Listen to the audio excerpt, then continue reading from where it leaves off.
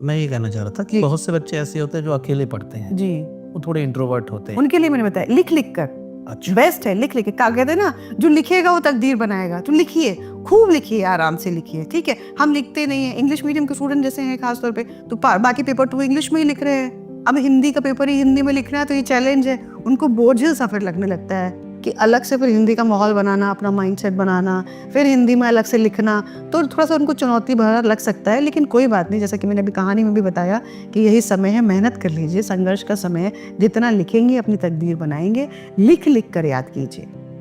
अच्छा, ये तो बात होगी बिगिनर्स के लिए। जी ऐसे स्टूडेंट जो इस बार मेंस लिख रहे हो, जी वो क्या अप्रोच अपनाया? जी, तो उनके लिए देखिए बहुत सावधानी रखने की ज़रूरत है। सबसे पहले तो अपनी गलतियों को जानिए, ठीक, गलती कर का रहे नहीं होते, डायरी बना लीजिए।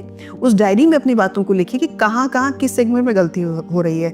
जैसे कि मैं आपको बताऊं, भावार्थ लेखन का, अगर जैसे पहले प्रश्न की अगर मैं बात करूं, तो भावार्थ लेखन के प्रश्न में क्या होता है कि पढ़ा इतनी जल्दबाजी में पढ़ते हैं, हमें पैराग्राफ पढ़ने की टेक्निक नहीं मालूम। मुझे लगता है हम बोझ जैसा पढ़ते हैं हम, जबकि वो एक एक लाइन बाय लाइन बड़े अच्छे ढंग से कनेक्ट है। आप पूर्व में पूछे गए जब प्रश्नों को देखें तो समझ पाएंगे कि बड़ा अच्छा ढंग से बुना हुआ, बड़ी कसावट के साथ बड़ा ढंग से सेंटेंस फ्रेमिंग और कनेक्शन आपको उसमें मिलेगा।